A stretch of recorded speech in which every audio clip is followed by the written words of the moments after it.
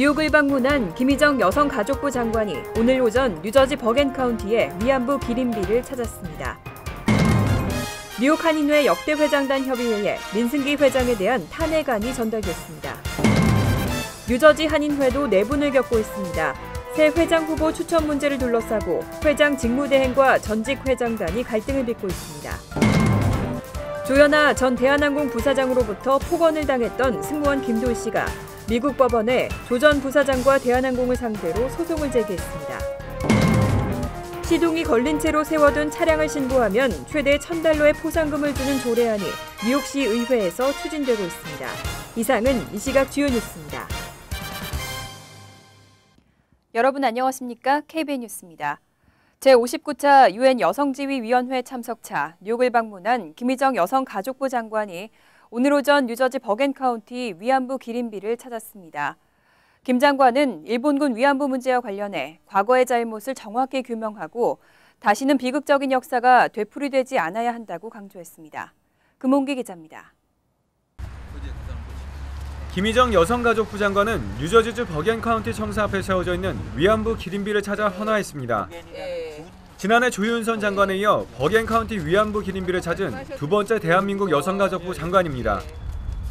헌화를 마친 김 장관은 시민참여센터 김동석 상임 이사로부터 버겐카운티 위안부 기린비 건립 과정에 대한 간단한 설명을 듣고 기린비 건립을 위해 수고해준 한인사회에 감사의 뜻을 전했습니다.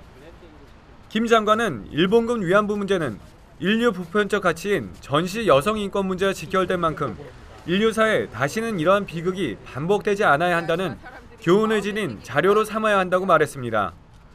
또 김 장관은 과거의 잘못을 정확히 규명해 다시는 비극적인 역사가 되풀이되지 않도록 후세대를 교육시켜 평화로운 미래를 함께 열어나가야 한다고 강조했습니다. 저희가 원하는 것은 정확한 사실관계를 규명하고 그거를 가해 당사국이 인정하고 후세대에 경계하는 교육을 하는 것을 하도록 하는 게 저희의 생각입니다.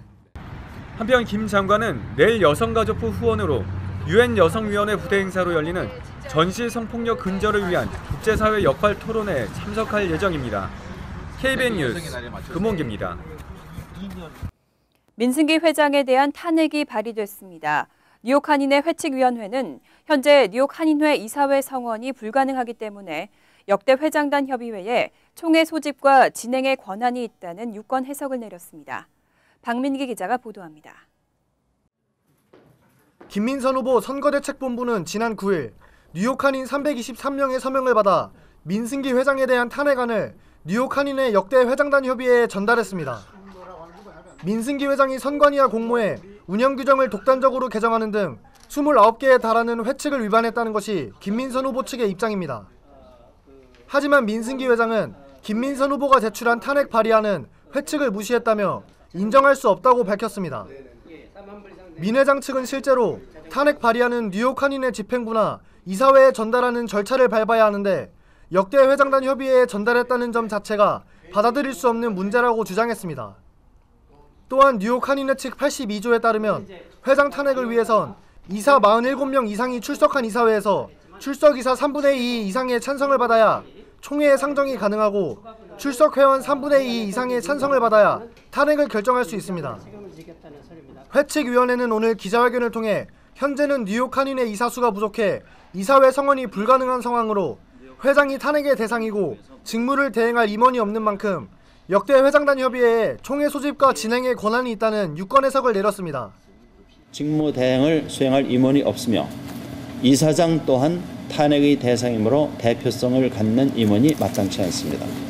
다행히 과거 뉴욕 한인회를 이끌어왔던 전직 회장들이 협의체인 역대 회장단 협의회가 활동 중에 있으므로 역대 회장단 협의회의 총회 소집과 진행의 권한이 있다고 판단됩니다. 뉴욕 한인회 회칙 95조 일반 관례를 적용시킨 이번 유권 해석으로 총회를 소집하고 진행할 수 있는 모든 권한은 역대 회장단 협의회에 위임됐습니다. KBN 뉴스 박민기입니다. 13개 주 38개 지역 한인회 회장단으로 구성된 미 동북부 한인회 연합회가 민승기 회장의 당선을 즉각 철회하고 재선거를 요구하는 성명서를 발표했습니다. 애초 선거관리위원회의 구성과 이사회의 인준을 받지 않은 운영규정 및 시행세칙을 따른 선거는 불법 선거라고 주장했습니다. 박민기 기자가 보도합니다. 미 동북부 한인회 연합회는 오늘 기자회견을 통해 민승기 회장의 당선을 철회하고 공명정대한 재선거를 요구하는 성명서를 발표했습니다. 오늘 오후 플러싱 금강산 연회장에서 진행된 기자회견에는 이계훈 미 동북부 한인회 연합회 회장을 필두로 30여 명의 관계자들이 참석했습니다. 이계훈 회장은 뉴욕 한인회장 후보로 나선 민승기 회장이 직접 선거관리위원회를 구성한 점과 이사회의 인준을 받지 않은 운영규정과 시행세칙을 따른 선거, 경고 조치 없이 특정 후보자의 자격을 박탈한 점 등으로 볼 때 이번 선거는 공정하지 못한 선거라고 주장했습니다. 따라서 미 동북부 한인회 연합회는 34대 뉴욕 한인회장 선거를 무효화시키고 민승기 회장의 사퇴, 그리고 공명정대한 선관위 구성과 재선거를 요구했습니다. 제34대 뉴욕 한인회장 선거는 무효로 간주하고 불법으로 당선된 민승기 회장은 즉시 회장직을 사퇴하고 불법을 감행한 관계자 전원은 자진 사퇴하라. 미 동북부 한인회 연합회는 자신들의 권고가 받아들여지지 않을 경우 전 미주 동포사회와 함께 민승기 회장 탄핵 절차를 위한 서명운동을 전개하겠다고 밝혔습니다. KBN 뉴스 박민기입니다. 뉴욕 한인회가 회장 선거 문제로 여전히 마찰을 빚고 있는데요. 이번에는 뉴저지 한인회가 내분을 겪고 있습니다. 새 회장 후보 추천 문제를 둘러싸고 유광훈 회장 직무대행과 전직 회장단이 갈등을 빚고 있습니다. 이번 사태의 발단은 지난달 14일 뉴저지 한인회 전직 회장단이 포트리 출신 김동연 씨를 차기 회장 후보로 추대하면서 불거졌습니다. 당시 유 회장 직무대행은 전직 회장단의 의견을 존중하고 김 씨에 대한 추천을 약속했지만 한 달 가까이 미루고 있다는 게 전직 회장단의 설명입니다. 한인회 선거 시행세칙에 따르면 후보 등록 마감에 최종 실패할 경우 회장 직무대행이 후보를 추천하고 이를 선관위가 의결하는 방식으로 규정되어 있습니다. 하지만 이에 대해 유 대행은 김 씨가 공탁금에 대한 확실한 의견 표명을 거부하면서 벌어진 일이라고 주장했습니다. 유 대행은 김 씨가 공탁금 3만 달러를 내지 않으려는 움직임을 보여 어쩔 수 없이 추천을 하지 못했다고 설명했습니다. 공탁금은 회장직을 하겠다는 매우 기본적인 의지 표명이라는 입장입니다. 반면 전직 회장단은 후보 등록에 3번이나 실패한 상황에서 3만 달러의 공탁금을 그대로 요구한다는 건 어불성설이라고 주장했습니다. 이른바 땅콩 회항 사건이 이제는 미국 법원에서까지 다뤄질 전망입니다. 당시 조현아 전 대한항공 부사장으로부터 폭언을 당했던 승무원 김도희 씨가 미국 법원에 민사소송을 제기했습니다. 대한항공 승무원 김도희 씨는 법률 대리인을 통해 대한항공과 조현아 전 부사장을 상대로 뉴욕 퀸즈 상급 법원에 소송을 제기했습니다. 소송을 담당한 변호사는 당시 밝혀진 증거는 조 전 부사장의 행동이 수치심을 유발했을 뿐만 아니라 김 승무원을 비하하고 상처를 줬다고 설명했습니다. 또 땅콩 회항 사건은 절제되지 않은 조현아 전 부사장의 오만함을 보여준다는 입장을 밝혔습니다. 김 승무원은 땅콩 리턴 사건이 지난해 12월 뉴욕주 JFK 국제공항에서 발생했기 때문에 미국 법원에 소송을 제기한 것으로 알려졌습니다. 대한항공은 이에 대해 아직 소장이 접수되지 않았다고 밝혔습니다. 김 승무원은 이달 18일까지 병가를 낸 것으로 알려졌습니다. 한편 조 전 부사장은 이 사건과 관련해 지난달 12일 서울 서부지방법원에서 징역 1년의 실형을 선고받았습니다. 한국 정부가 지난해 미국으로 이주한 한인이 불과 2,487명이라는 황당한 통계를 발표했습니다. 강제성이 없는 자진신고라는 맹점을 놓친 통계인데요. 문제는 이런 통계가 재외동포 정책 수립에 활용되고 있어서 현실과 동떨어진 정책이 나오는 건 아닐까 걱정입니다. 한국 외교부는 10일 발표한 해외 이주 통계에서 2014년 한국에서 외교부에 직접 해외 이주를 신고한 사람이 177명, 미국에서 영주권 취득 등으로 재외 공간에 현지 이주를 신고한 사람이 2,310명으로 총 2,487명을 미국행 해외 이주자로 밝혔습니다. 이 통계는 해외 이주와 현지 이주 신고자의 자진 신고에 근거한 수치입니다. 하지만 해외 이주 신고에 강제성이 없다 보니 현실과 큰 괴리가 발생하게 되는데 이런 통계들이 재외 동포 정책 수립에 활용되고 있다는 문제가 지적되고 있습니다. 이에 반해 미 국무부의 2013-14 회계연도 이민비자 발급 현황에서는 이 기간 주한 미국 대사관을 통해 이민비자를 발급받은 사람은 3,786명이었습니다. 또 국토안보부의 가장 최근 통계인 2012-13 회계연도 자료에는 한국 국적자의 영주권 취득이 23,116명으로 나타났습니다. 한국 외교부가 통계 발표에서 미국 정부 자료를 참고하는 등의 조그만 성의만 보여도 차이가 줄어들 것이라는 의견이 나오고 있습니다. 시동이 걸린 채로 세워둔 차량을 신고하면 최대 $1,000의 포상금을 주는 조례안이 뉴욕시 의회에서 추진되고 있습니다. 이런 공회전 차량으로 인한 환경 오염이 심각해서 그저 허울뿐인 단속만으로는 부족하다는 주장입니다. 헬렌 로젠털 뉴욕시 의원이 공회전 상태에 있는 차량을 신고하는 시민에게 벌금의 절반을 포상금으로 주도록 하는 조례안을 상정했습니다. 뉴욕시는 1971년부터 환경보호를 위해 주정차 차량이 3분, 학교 주변은 1분 이상 공회전을 못하도록 규정하고 있습니다. 이 규정을 어기면 첫 번째 적발 시에는 경고에 그치지만 두 번째부터는 $350에서 $1,000, 2년 이내 추가 적발될 경우 $440에서 $2,000의 벌금이 부과됩니다. 따라서 새 조례안이 통과되면 신고자는 최대 $1,000의 포상금을 받을 수 있습니다. 포상금을 받으려면 사전에 시 환경보호국으로부터 소정의 교육을 받고 공회전 차량의 번호판과 함께 동영상을 촬영해 환경보호국에 제보하면 됩니다. 로젠탈 의원은 현재 공회전 금지 조례는 단속이 이뤄지지 않아 사실상 무용지물이라고 지적했습니다. 하지만 공회전으로 인한 환경오염은 천식과 암, 심장질환 등을 야기하고 있다며 조례안 상정 이유를 설명했습니다. 뉴욕주 보건국이 오바마 케어 플랜 가입자 수를 지역별로 조사했습니다. 그 결과 뉴욕시 전역에서 퀸즈 플러싱이 2014년도 가입자 수가 가장 많은 것으로 조사됐습니다. 특히 이 가운데 메디케이드 수혜자가 무려 78%를 차지했습니다. 뉴욕주 보건국이 오바마 케어 플랜 가입자 수를 지역별로 조사한 자료에 따르면 2014년 말 기준으로 11354, 11355, 11358을 사용하는 퀸즈 플러싱 지역의 가입자 수가 총 28,532명으로 뉴욕시에서 최다를 기록했습니다. 이 중 78%인 22,442명은 저소득층 주민들에게 제공되는 메디케이드 수혜자인 것으로 집계됐습니다. 퀸즈 일원에서는 플러싱에 이어 코로나 11368 지역이 14,986명, 메디케이드 12,480명으로 두 번째를 차지했습니다. 이어 엘머스트와 잭슨하이츠, 우드사이드 등의 순이었습니다. 한편 브루클린, 베이리지, 11209, 11220 지역은 24,379명, 메디케이드 24,418명으로 퀸즈 플러싱에 이어 뉴욕시에서 두 번째로 가입자가 많았습니다. 브롱스에서는 모리스타운, 11452, 11453 지역이 23,714명, 메디케이드 21,385명이 가입해 최다를 기록했습니다.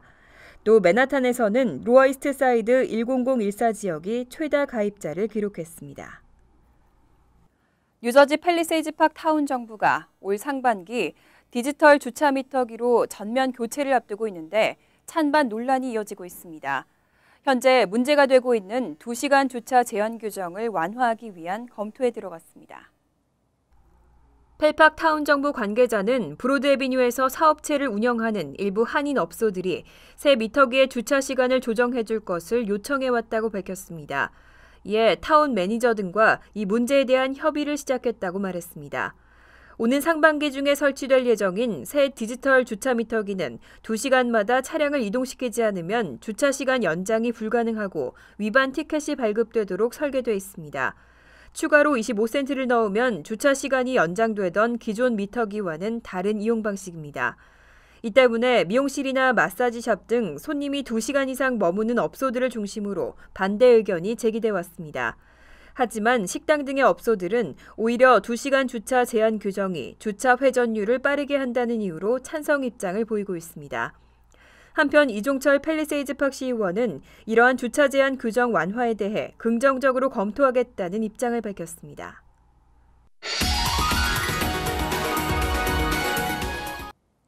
이어서 LA 지역 한인사회 소식입니다. 오바마 대통령이 학생 지원 권리장전이라는 이름의 대통령 각서에 서명했습니다. 연방정부가 제공하는 학자금 대출이 한층 더 쉬워질 전망입니다. 박시몬 기자가 보도합니다. 연방정부에서 제공하는 학자금 대출이 앞으로는 쉽고 편리하게 바뀔 전망입니다. 오바마 대통령은 오늘 학생 권리장전이라는 이름의 대통령 각서에 서명했습니다. 이 각서는 연방정부의 학자금을 취급하는 대부업체나 채권 회수업자가 대출을 받은 학생들과의 소통을 보완한다는 내용입니다. 대출받은 학생이 돈을 갚을 때도 졸업 후 소득 수준에 맞게 상환 일정을 만들어 규정하는 내용도 담고 있습니다. 이에 따라 연방교육부는 내년 7월까지 대출자의 불만사항을 직접 접수하고 처리하는 웹사이트를 만들 계획이라고 밝혔습니다. 오바마 대통령은 오늘 조지아텍 대학에서의 강연에서 학자금 제도 개편의 이유를 대학 교육을 받을 경제적 능력은 학생 개인뿐 아니라 국가 전체에도 중요하기 때문이라고 설명했습니다. 그리고 세계 경제에 미국이 경쟁하려면 유능하고 교육을 잘 받은 사람이 많이 있어야 한다고 덧붙였습니다. Earlier today, I took a new action to make it easier for students to pay for college and pay off their loans. 한편 연방정부의 이런 방침은 미국 전체 학자금의 부채 총액이 1조 3천억 달러에 이르러 대학 졸업생 한 명당 2만 9천 달러의 빚이 있다는 집계가 나오는 등 전국의 학자금 부채에 대한 논란이 커지고 있습니다. MBC 뉴스 박시몬입니다. 월드리포트입니다. 중국에서는 요즘에 가장 뜨고 있는 음식 가운데 하나가 바닷가재, 랍스터라고 합니다.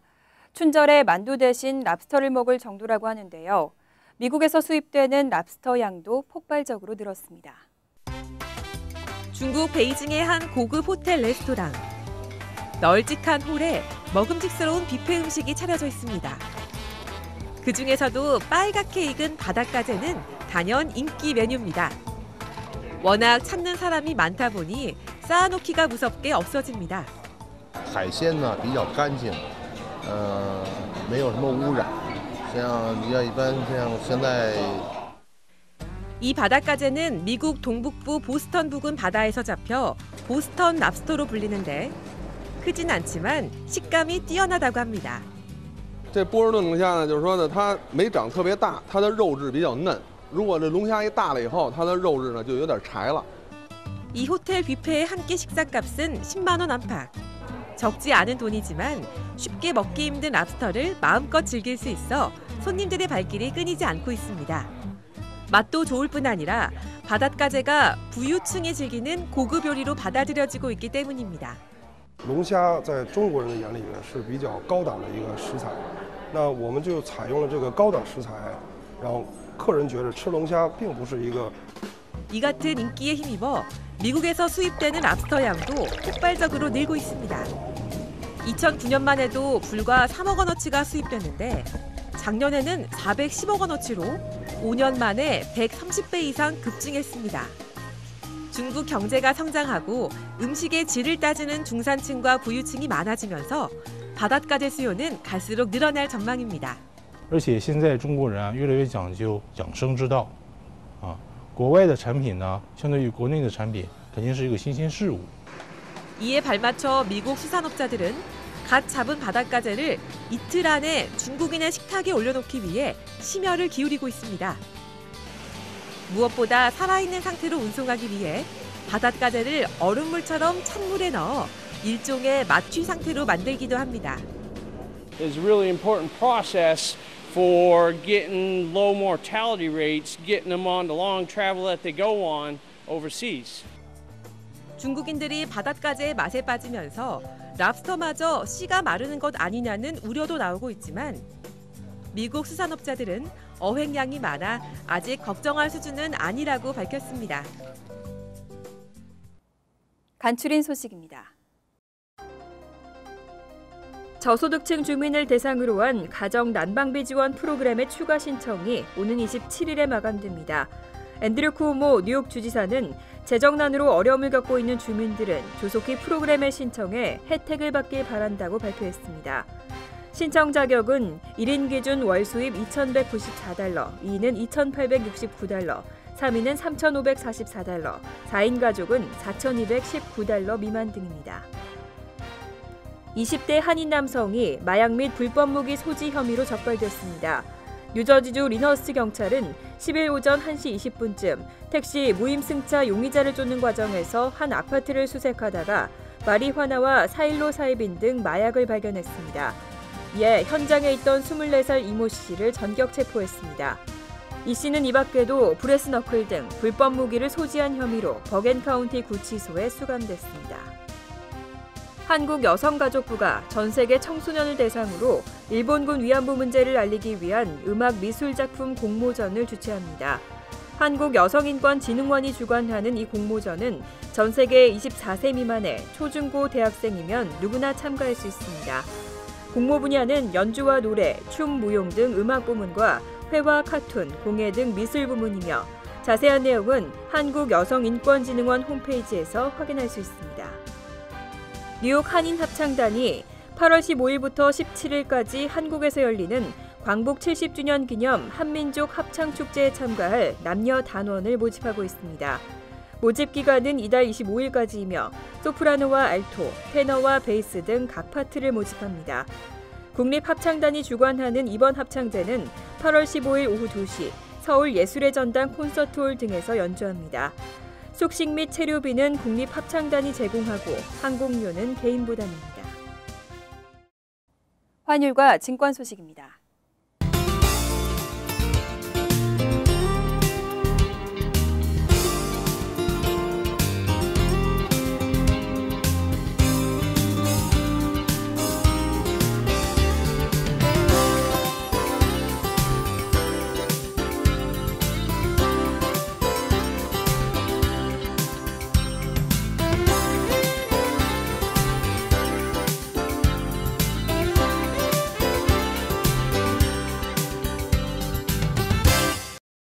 이어서 날씨입니다.